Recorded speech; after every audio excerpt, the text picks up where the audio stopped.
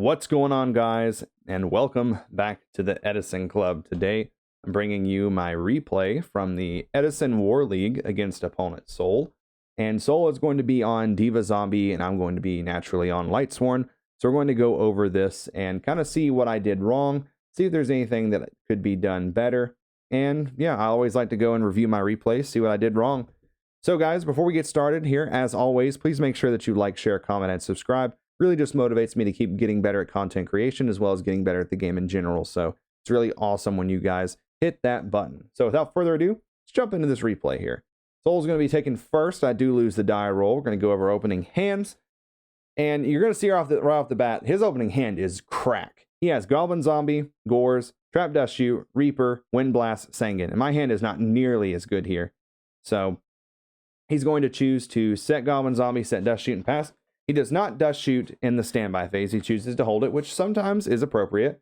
Now here, there's like a very pivotal misplay that already happens. First play I do, but it actually was not my fault.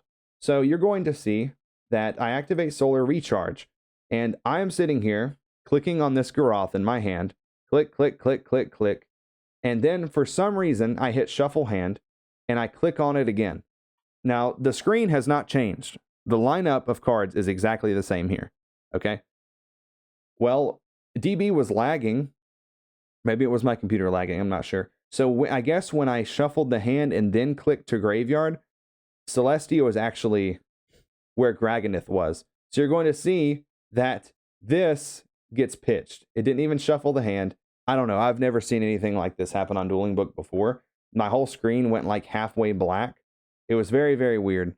I don't know what happened. But anyway, I'm not going to go back and ask, hey, I pitched the wrong card, because that gives him information that I have Celestia, as well as I just don't ever like to go back and try to take back plays. So it is what it is. Maybe this represents I have another Celestia. I don't know.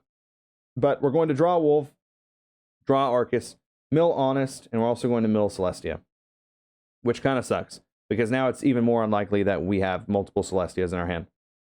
So he's playing slow. He started off pretty slow, so it makes me feel as if I can match his tempo. Because he has been playing Diva Zombie in this tournament, but I always try to go off of like blind, because for me, these tournaments aren't really that much about trying to do well in the league as much as they are like getting better at the game in general, even in real life. So I'm not going to, let's just say I had Prohibition. Like, I'm not going to play Prohibition and call Goblin Zombie, normal and attack. It's just going to be like a blind game, like you're just playing at a tournament. So I choose to set a Hamster, set a Mirror Force, and pass. He draws into Zombie Master. He chooses to set and pass. He sets Sangan, sets Wind Blast. I draw, I set Necro Gardener. And I'm not exactly sure. Maybe I should have started swinging. Maybe I should have summoned Arcus and attacked. Maybe I should have flip this up, set the Raikou, tribute summon this, and start attacking. I just didn't feel like there was any benefit to attacking or summoning into set monsters. So we just chose to also play slow. He draws Foolish Burial. You're going to see here he's going to Foolish Burial, sending Plague Spreader. He's going to summon that guy, bring out Spirit Reaper, stack, bring that guy back. He's going to make a Mistworm, hit all three. And he's going to search. He's actually going to search illegal targets, which he does correct very quickly. This was off of Goblin Zombie and off of Sangan. And he does, here in just a second, you'll see he says, oh, I cheated. And I actually didn't catch this. I don't know why. I'm very ADHD. So when I play on Dueling Book, I tend to not notice things that I would notice in person. That's just how I am. That's how I've always been. That's why it's very difficult for me to play in tournament settings on Dueling Book. But thankfully, he was a good opponent and not a cheater, because he was just like, hey, I cheated. Can I fix this? So he gets the correct targets. Diva for Sangan, Goblin Zombie for Goblin Zombie. I take the 300 off of Reaper. He hits the Arcus. I take 18 and 25. And he passes turn. I'm not too scared right now because I have Mirror Force, but now he has Trap Dust Shoot. He flips it now, which is a good play, honestly. Like, what's he going to... what he would lose to would be the card I would draw. I'm not exactly sure what I could draw to make him lose, but he knows I haven't done anything in a few turns, and he just sent back 3 cards in my hand with no responses. So he knows it's not like Torrential, it's not Bottomless, so it must be Battle Traps or something like Beckoning Light, which I'm might would have just chained. But yeah, he has the dust shoot to kind of insulate it here. So he's going to send back the Cyber Dragon. I'm going to T-set and pass, and he's going to Wind Blast the back row. So that's that game, unfortunately.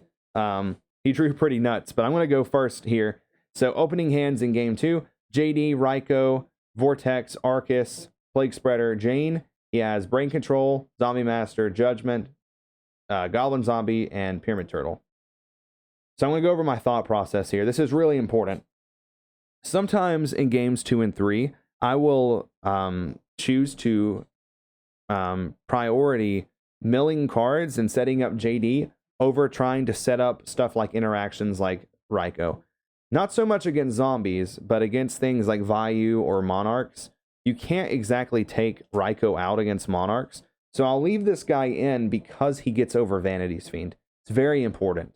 So like right here, I'm holding Raikou for anything that he could summon. Like, let's say he Caiuses my guy and I have no out to Caius. Well, at least Raikou can pop Caius. Everything like that. And also just not having to worry so much about Light Imprisoning Mirror. I can help put more names in my graveyard going first while I don't have the threat of Mirror. Because if I set Raikou and pass, he knows that unless I just brick and it's Necro Garden, 9 times out of 10, it's going to be Raikou or it's going to be Hamster. So if he does have Light Mirror, he's just going to wait until he gets Light Mirror live. Or he's never going to attack it. Or he's going to find a way to get over it that doesn't involve flipping it. Like you're going to see in one of these games, he's going to Dark End to get a Raikou off the field, which was very smart. So we're going to go to end phase. We're actually going to hit Wolf and Lila.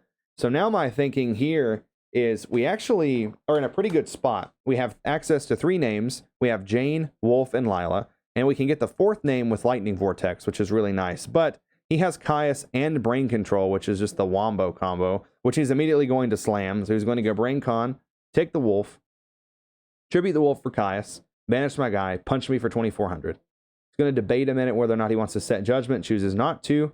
I draw for turn, it's Gores. So here I'm just like, okay, well, I'm not going to Vortex for 1 against zombies because who knows what could happen the next turn. You know, like I'm probably not dying. I have 5,600.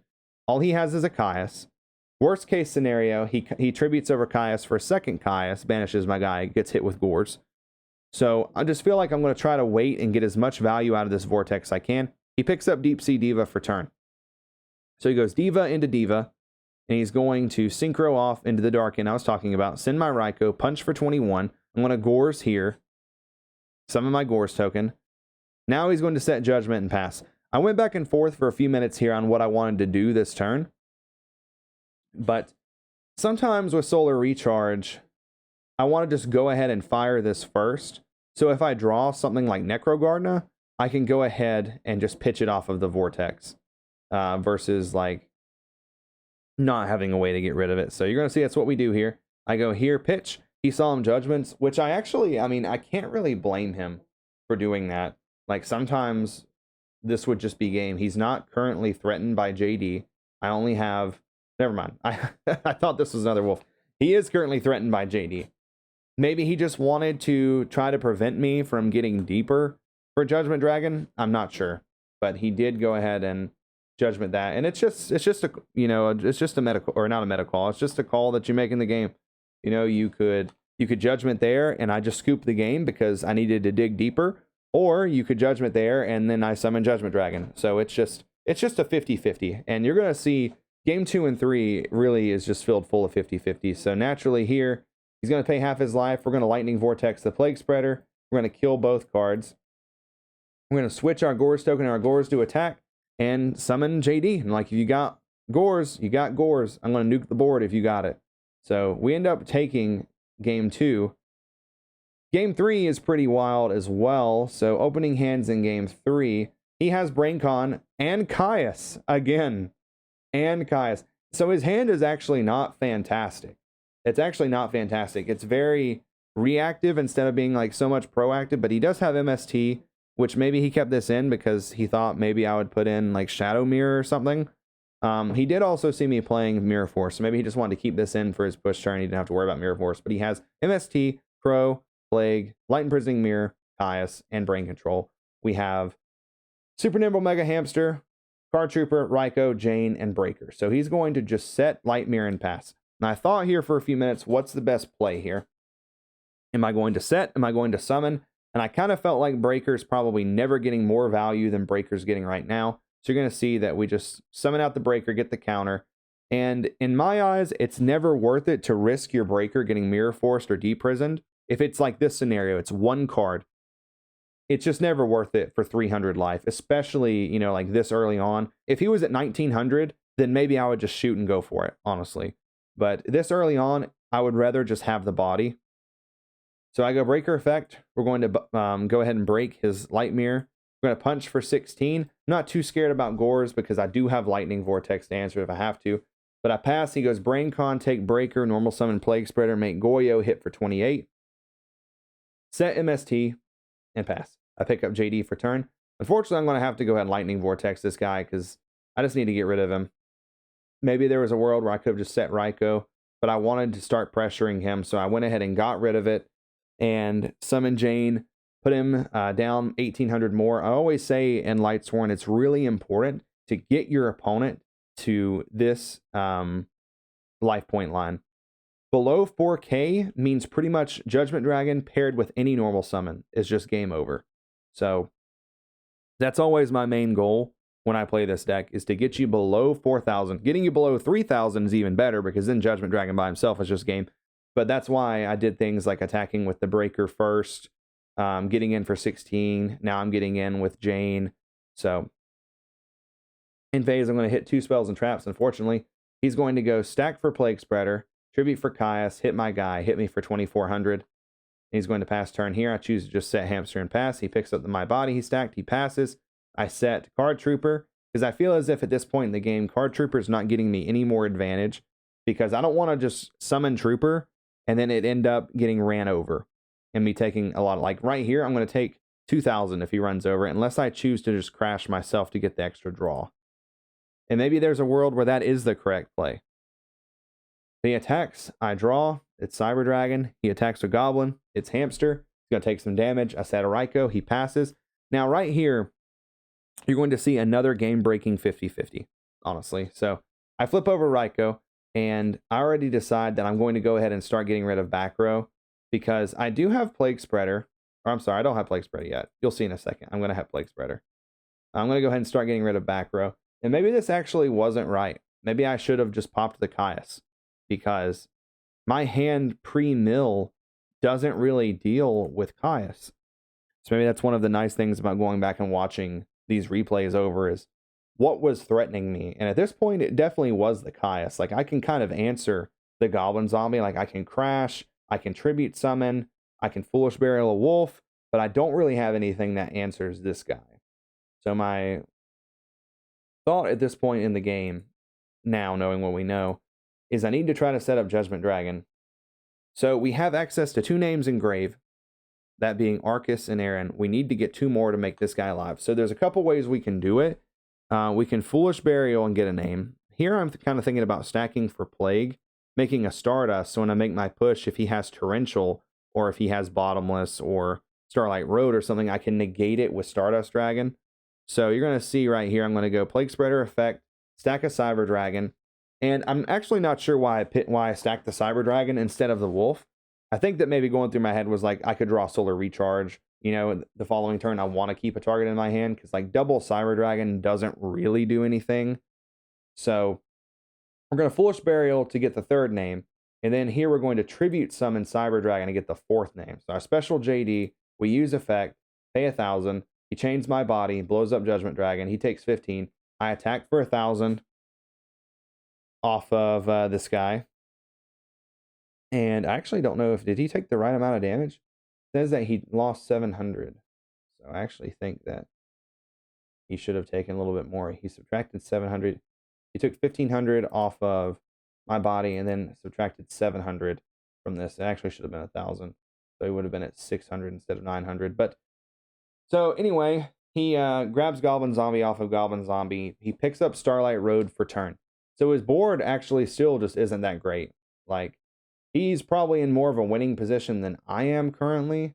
I have more life, though, but he has Goblin Zombie and Road. This turn, he can kill my Cyber Dragon, which he does. I take 300. He's going to set both his cards and pass. Now, his board's actually pretty fragile, but you're going to see here, I do draw Judgment Dragon. So 9 times out of 10, if I have Judgment Dragon, I'm summoning it and I'm nuking the field. And you're going to see that that's exactly what I do. You're also going to see that he has Starlight Road. Starlight Road here is really, really good. It's just crazy that was a card he drew, and it actually wasn't even good until I drew this card. Now, watching this replay and realizing that he only took 700 off the Cyber Dragon swing over the Goblin Zombie, I actually would have just attacked Caius, because he would have been at 600. So JD connecting with Caius is exactly game. And I don't know if that was a mistype or if he missed math or what, but I'm not 100% sure what would have happened here. So yeah, he definitely should have taken 1,000 off of that. And if he was at 600, I would have just attacked, because I already know he's on my body as a shield. So I may not have actually nuked the field. I may have just attacked, but it's over and done with now. There's nothing we can do about it. He does have Road. I always go off the principle of you didn't draw the out to my board off the top of your deck, because if you just try to play around stuff like one Starlight Road, I'm not sure if he sided in multiples or if he just plays the one, but it's more likely that it's a card like Deep Prison or Mirror Force than it is Starlight Road, because those are played in more copies. So unfortunately, he does Road the JD, gets the Stardust, and that's just going to wrap it up. It's going to be curtains there. And so pretty much I've learned in this game to always analyze what the threat is. And the threat was definitely Caius. You see this Caius actually just beat me down turn after turn after turn. So I should have just got rid of this. And it actually becomes difficult for him to get over this hamster with how his hand was. So I should have just dealt with this. I actually probably could have gotten maybe a few more turns. Maybe gotten to a Beckoning Light or something like that. Or maybe this JD just ends up going through. But yeah, that's what War League is for. That's what these replays are for. Try to get better at the game. And yeah, I do feel like watching these helps me get better and helps me analyze why I lost, and just helps you analyze how you could have won. All right, guys. Well, that's going to be it on this week's episode. So, as always, before we head out of here, if you enjoyed the video, consider subscribing. All right, guys, this is Mike from the Edison Club, signing out until the next